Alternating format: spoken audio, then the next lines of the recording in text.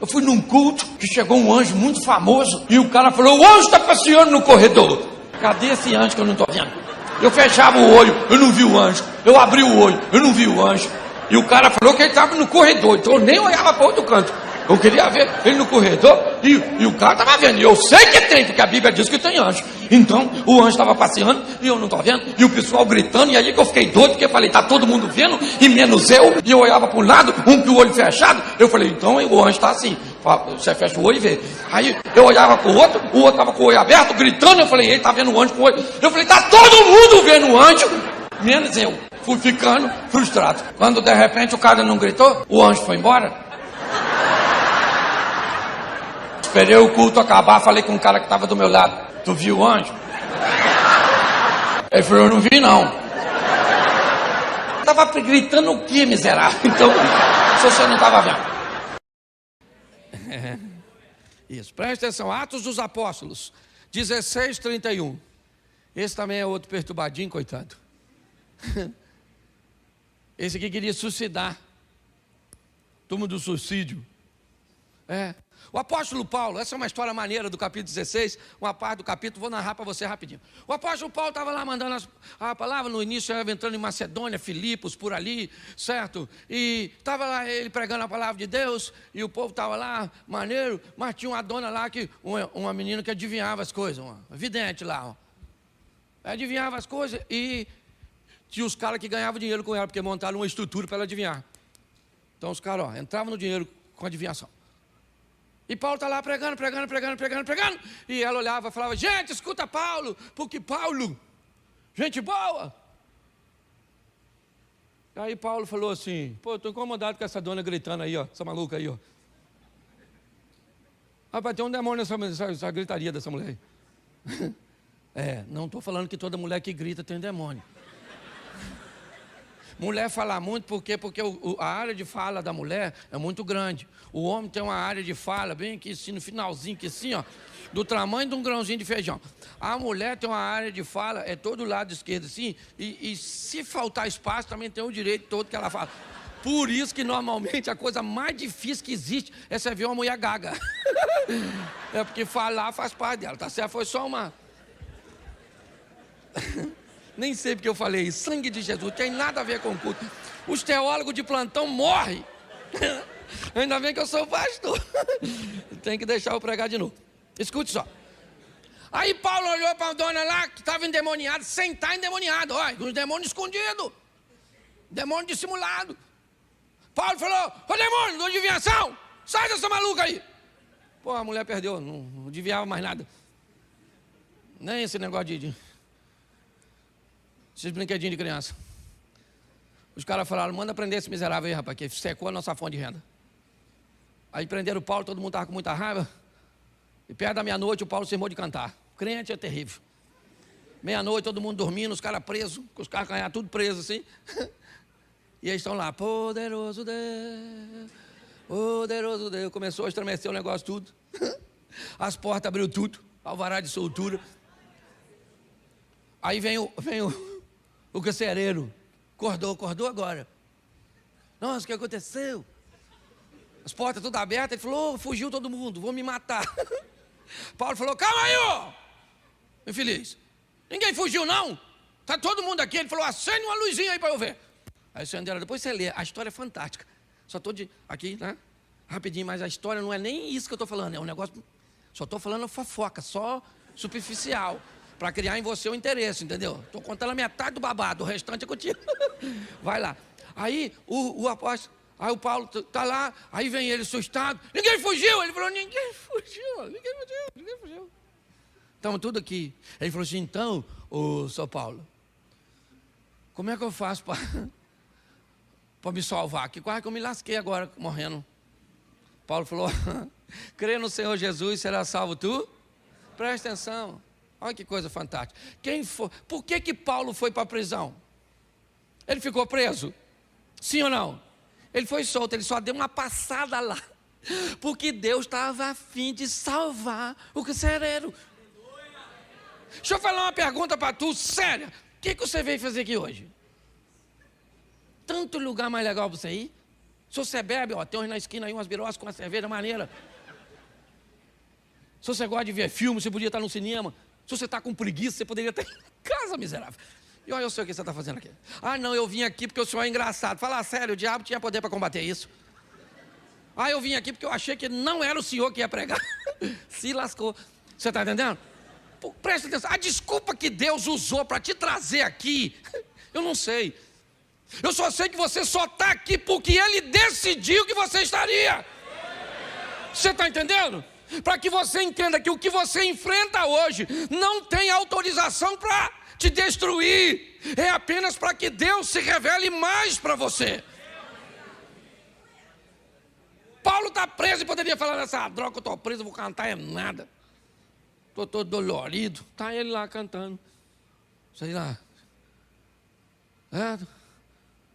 Está lá ele. Você estava cantando com... Quem é que canta aquela música Terremoto? É Cassiane? Quem é? A Exla. Então não sei se Exla estava lá também. Cantou Terremoto, sacudiu tudo, salvou o carcereiro e depois Paulo saiu. Ou seja, aquilo só aconteceu para levar a salvação àquele a quem Deus queria. A primeira coisa que Jesus vai mostrar em suas palavras, em suas atitudes, é o reconhecimento do céu, da prioridade do céu, de fazer a vontade de Deus. Mas segundo, o reconhecimento da autoridade de seus pais, daqueles que estão sobre ele. Não se esqueça que ele é o próprio Deus, sendo cuidado por homens, por seres humanos. É o divino sendo cuidado por um indivíduo carnal. E ele não tem problema nenhum de obedecer a essa hierarquia. O texto diz, ele ficou quieto, foi para casa e lhe foi sujeito. Obedecia seu pai e a sua mãe. Talvez isso nos mostre porque ele foi bem sucedido. Talvez essa seja uma grande lição de Jesus para todos nós que muitas vezes não atentamos. Que uma das melhores maneiras de sermos bem-sucedidos nessa terra é obedecermos aos nossos pais. É o reconhecimento de autoridade. Você quer o segundo texto? Eu vou dar para você porque é rapidinho. Capítulo de número 3, verso de número 15. Agora ele tem 30 anos de idade, de 12 para 30, 18 anos depois, a Bíblia volta a falar, certo? De uma frase que ele disse, Mateus 3, 15. Mateus capítulo 3, verso 15.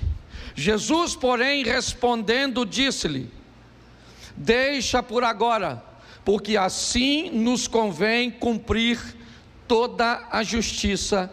Então ele o permitiu. Preste atenção, porque novamente Jesus vai falar de autoridade.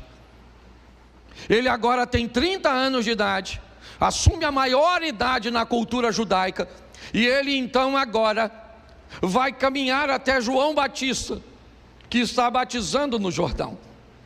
Quando Jesus se aproxima, João o reconhece. Aliás, João já o havia reconhecido quando o encontrou pela primeira vez. Assim que Jesus entrou na sua casa, no ventre de Maria, João o reconheceu ainda no ventre de Isabel. Quando João vê Jesus, Jesus vai até ele e João está batizando os outros. E Jesus vai até ele para ser batizado.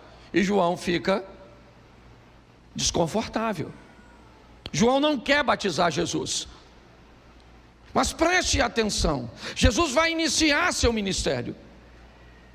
Ele já era alguém obediente a Deus, a autoridade de Deus. Ele já era alguém obediente à autoridade de seus pais. Mas a autoridade agora espiritual que Deus colocou é João Batista. Mais uma vez, Jesus vai mostrar o que é o reconhecimento à autoridade. João diz: não, está errado, eu não posso te batizar. Mas Jesus disse: deixa por agora, é assim, João, porque assim nos convém cumprir a justiça. Deus colocou você neste momento sobre mim, e eu não tenho nenhum problema. Preste atenção. Hoje nós temos uma dificuldade tão grande de reconhecimento de autoridade. Hoje nós vemos tantas pessoas com tanta dificuldade de reconhecer a autoridade do chefe, a autoridade do patrão, a autoridade do mais velho, a autoridade do professor, a autoridade do pai, a autoridade do pastor, a autoridade do policial, a autoridade do político, a autoridade. Hoje nós vivemos uma crise de reconhecimento de autoridade. Somos cristãos, então vamos lá, vamos reconhecer a autoridade de Deus.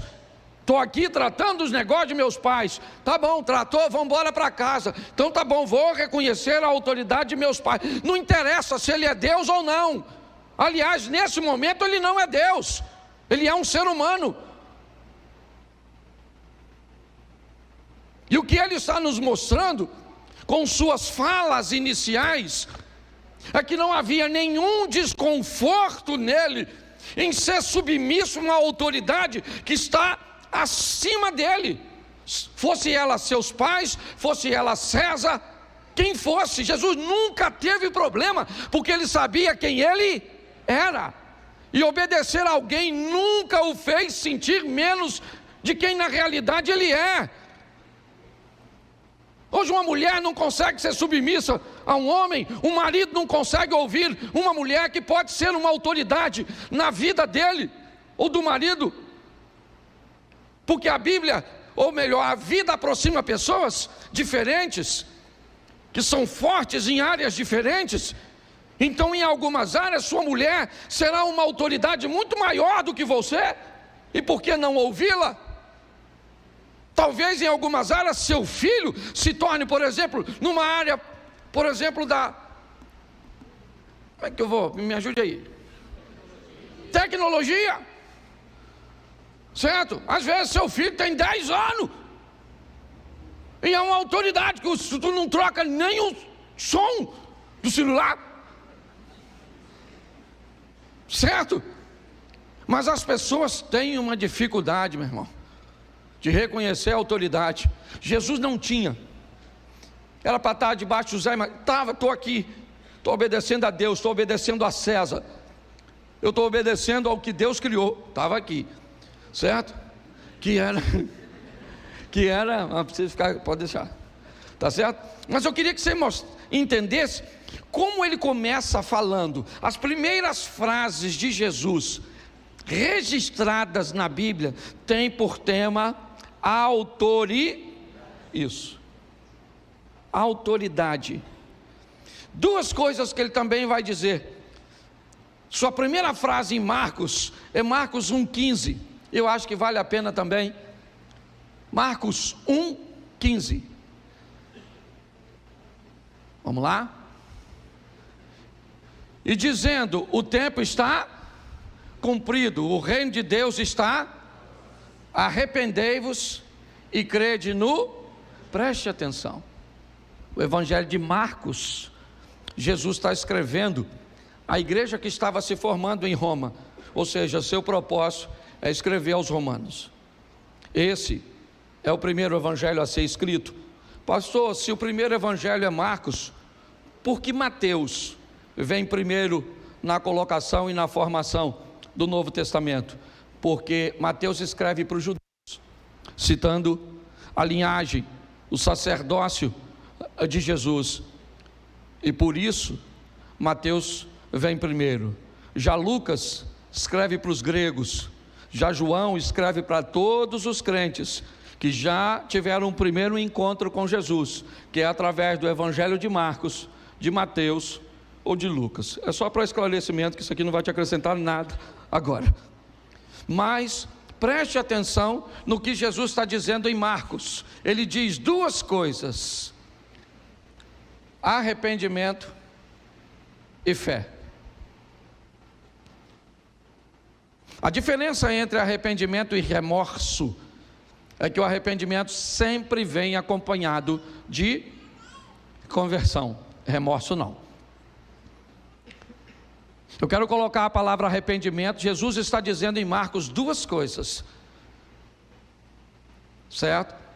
Ele está dizendo para uma igreja que está em Roma. Então ele diz: vocês vão precisar de duas coisas: arrependimento e fé. Ele está falando de sua missão. Note, eu vim cuidar das coisas, dos negócios de meu pai. Estou debaixo da autoridade dele. Estou debaixo da autoridade de meus pais. Fui criado por José e por Maria.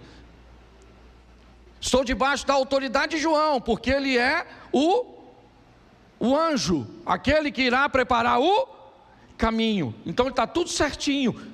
Ele está buscando fazer tudo direitinho. E agora o que ele está dizendo é: eu preciso, com aquilo que eu vou fazer, para que eu consiga alcançar vocês, que vocês se arrependam e tenham fé. Porque senão a missão não vai ser cumprida. Quer o próximo texto? Vamos a João. Primeira fala de Jesus no Evangelho de João é João 1:38. E Jesus, voltando-se e vendo que eles o seguiam, disse-lhe: lê para mim. Disse-lhes o quê? Isso. Quando você vai ver a Bíblia, a única coisa que vai estar em vermelho é: que buscais. Desse texto todo aqui que você está lendo, a única coisa que Jesus disse foi o quê? Que buscais. Só isso. No Evangelho de João ele está fazendo uma perguntinha só. A primeira pergunta dele é: o que vocês estão buscando em mim? Note que em Marcos ele diz: arrependam-se e tenham fé. Mas agora em João ele diz: o que vocês estão buscando em mim? É cura? É libertação? Vocês estão querendo pagar uma dívida? Vocês estão querendo resolver um problema no casamento de vocês? Qual o motivo? Por que é que vocês estão me buscando? Quais são as expectativas que você tem em torno de se relacionar comigo? Para que vocês me querem? É isso que ele está dizendo. Preste atenção, porque um texto ele vai completando o outro. Eu li, porque eu separei aqui 10 frases ditas por Jesus. A primeira é o reconhecimento de autoridade de Deus e de seus pais em Lucas 2. A segunda é o reconhecimento da autoridade de João Batista sobre ele, Mateus 3:15. Depois é ele falando da sua missão em Marcos 1:15, onde ele fala de arrependimento e fé. A quarta está em João 1:38, onde ele pergunta: o que vocês estão buscando? Vocês vieram à igreja para quê? O que vocês querem comigo? O que vocês estão querendo comigo? É isso que ele está perguntando. No Evangelho de João, a história começa assim: o que você está buscando em mim?